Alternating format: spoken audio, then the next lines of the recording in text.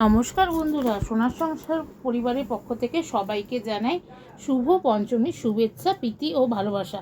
আজকে আমি চলে এসেছি একটি নতুন রেসিপি নিয়ে। এখানে তোমরা দেখতে পাচ্ছ আলু আর পটল আর আলুটাকে আমি এইভাবে ভালো করে কেটে নিয়েছি। তো তোমরা দেখতেই পাচ্ছ এখানে হবে, আমি আজকে করব দই আলু পটলের একটি তরকারি। তো তোমরা দেখতেই পাচ্ছ ভালো করে কেটে নিয়ে এবার দই আলু পটলগুলোকে আমি ধুয়ে নিয়েছি আর কড়াইতে বসিয়ে দিয়েছি সর্ষের তেলটা ভালো করে গরম হয়ে গেছে বন্ধুরা, দেখতেই পারলে। এর মধ্যে আমি এবার দিয়ে দেব পটল আর আলু আর পটলটাকে আমি ভালো করে সর্ষের তেলের মধ্যে ভেজে নিচ্ছি। তো তোমরা দেখতেই পাচ্ছ ভালো করে কিন্তু কড়া করে তোমাদের এই আলু পটলটাকে ভেজে নিতে হবে। তো তোমরা সবাই দেখতেই পাচ্ছ আলু পটলটাকে ভালো করে আমি ভেজে নিচ্ছি। এরপরে একদম গ্যাসের ফ্লেমটা জোরে একটু তোমাদের করে নিতে হবে, জোরে করে ভেজে নিতে হবে। এবার এই আলু আর পটল ভাজার মধ্যে ভেজে নেওয়ার সময় আমি একটু হলুদ আর পরিমাণ মতন লবণ দিয়ে দেব। লবণ আর হলুদ দিয়ে বন্ধুরা এই আলু পটলটাকে কিন্তু তোমাদের খুব ভালো করে ভেজে নিতে হবে, একদম লাল লাল করে এই আলু পটলটাকে ভেজে নিতে হবে। আজকের রেসিপিটা আশা করি তোমাদের সকলের খুব ভালো লাগবে।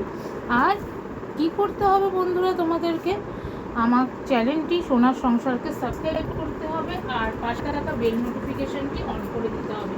নতুন বন্ধুরা চ্যানেলটিকে সাবস্ক্রাইব করে দিয়ে বেল নোটিফিকেশানটি অন করে দিও আর সাথে থেকো। এই দেখো ভালো করে নুন হলুদ দিয়ে ভেজে নিলাম। এরপরে আমি একটু দিয়ে দিলাম জিরের গুঁড়ো আর তার সঙ্গে দেব আদার গুঁড়ো, গরম মশলার গুঁড়ো সব দিয়ে কিন্তু ভেজে নেব। এখন কিন্তু এর মধ্যে আমি কোনো রকম জল দেব না বন্ধুরা, দেখতেই পারলে।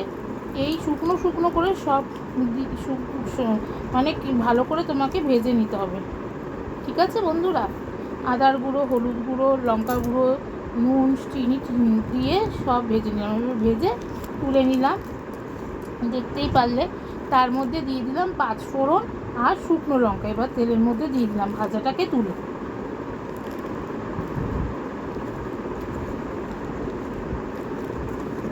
আর এরপরে দিয়ে দেব এর মধ্যে টক দই। আজকে দই আলু পটলের দিয়ে তরকারি হচ্ছে। টক দইটাকে একটু ভালো করে ফেটিয়ে নিয়েছিলাম বন্ধুরা, দিয়ে এবার টক দইটা দিয়ে দিলাম। টক দইটা দিয়ে দেওয়ার পর ভালো করে একটু নাড়িয়ে নিতে হবে।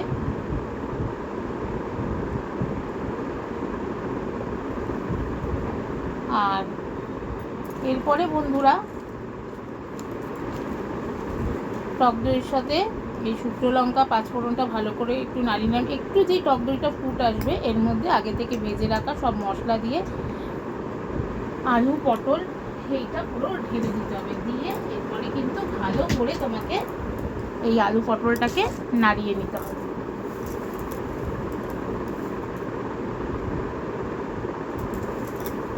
এবার ভালো করে নাড়িয়ে নিলাম, দেখতেই পাচ্ছ বন্ধুরা। আমি কিন্তু এখানে এখনও জল দিইনি। এরপরে আলু পটলটাকে ভালো করে নাড়িয়ে নিয়ে ঢাকা দিয়ে দিতে হবে। আমি গ্যাসের আঁচটাকে একদম লো ফ্লেমে করে দিলাম। 5 থেকে 10 মিনিট ঢাকা দিয়ে তারপরে ঢাকনাটা তুলে একটু নাড়িয়ে নেব বন্ধুরা। প্রায় হয়ে এসেছে আমার তরকারি, কিন্তু এই পর্যায়ে আমি একটু যেই বাটিতে টক দই রেখেছিলাম সেই বাটিতে একটু জল দিয়ে নিয়েছি। একটু গ্রেভি হবে সেই জন্য একটু জল দিয়ে নিলাম, নিয়ে আবার ঢাকা দিয়ে দিলাম।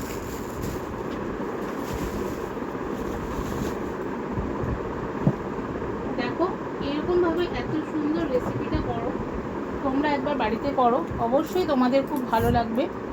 আমি তো ভাত দিয়ে খেয়েছি, জাস্ট দারুণ লেগেছিল। তোমরাও করে খাও, তোমাদেরও ভালো লাগবে। আর আমার একদম তরকারি শেষ। এই নামানোর আগে একটু সামান্য ঘি দিয়ে নিলাম। আর দই আলু পটলের তরকারি আমার একদম রেডি বন্ধুরা। লাইক কমেন্ট শেয়ার করো, সোনার সংসারকে সাবস্ক্রাইব করো, বেল নোটিফিকেশানটি অন করে দিও, সাথে থেকো। একটু ঘি দিয়ে নাড়িয়ে চাড়িয়েই ব্যাস এবারে নামিয়ে নেব। কেমন লাগলো আজকে এই রেসিপিটা অবশ্যই জানিও।